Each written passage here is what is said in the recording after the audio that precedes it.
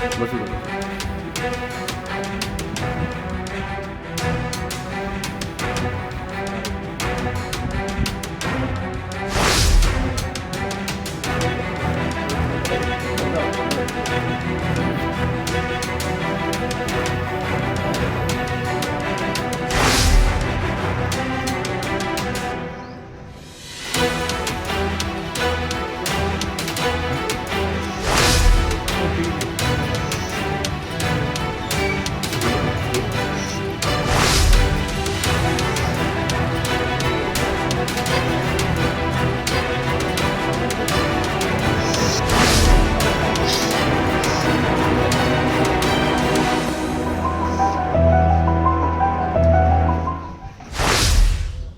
या गोष्टीची खंत वाटते की आज 1 वर्ष उलटून गेलं. आमची जी अपेक्षा होती ती लवकरात लवकर न्यायाची होती आणि आज देखील आम्ही त्या न्यायाच्या अपेक्षेत आहोत. फक्त सरकारला माझी एवढीच विनंती आहे की तुम्ही लवकरात लवकर माझ्या वडिलांना न्याय मिळवून द्या.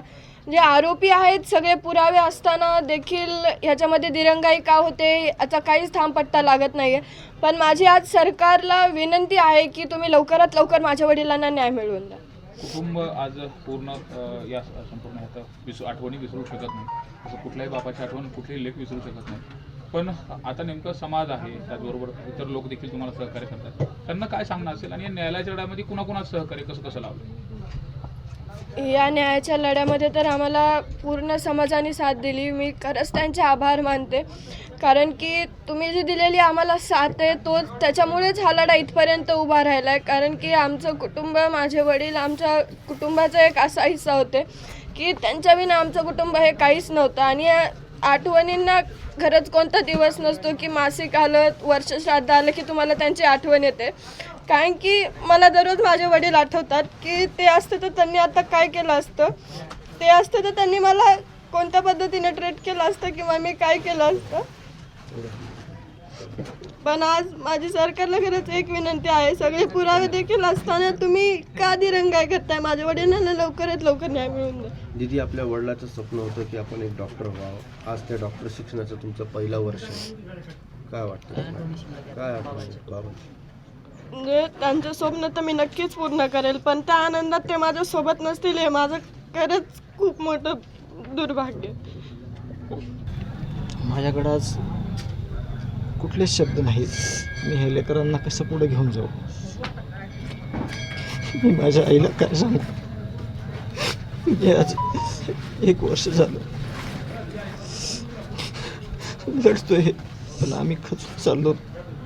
तुमच्या मागे सगळे सोबत आहेत, तरी पण आमचं दुःख आहे कुठेही कमी खूप नाही आहे. किती दिवस लढणार आम्ही आणि काय मागणार? आज माझ्याकडे कुठलेच शब्द नाहीत बोलायला. समाज तुमच्या सोबत आहे, सगळी माणसं तुमच्या न्यायाच्या लढाईमध्ये गाव आपल्या सोबत आहे. ज्या पद्धतीनं शासन प्रशासन देखील, लोकप्रतिनिधी देखील तुमच्या सोबत आहे. आता सरकारकडून काय मागण्या असतील की सरकारने त्या मागण्या पूर्ण कराव्यात? आमच्या जो निष्पाप माणूस आमचा, जो या क्रूरकर्मी लोकांनी कायमचं आमच्यापासून फिरवला आहे, माझा भाऊ ज्याच्यावर मी जीवापाड प्रेम करायचो, हसतं खेळतं कुटुंब होतं आमचं, आमच्या गरजा खूप कमी होत्या. या क्रूरकर्मी लोकांना लवकरात लवकर शिक्षा मिळावी एवढीच मागणी.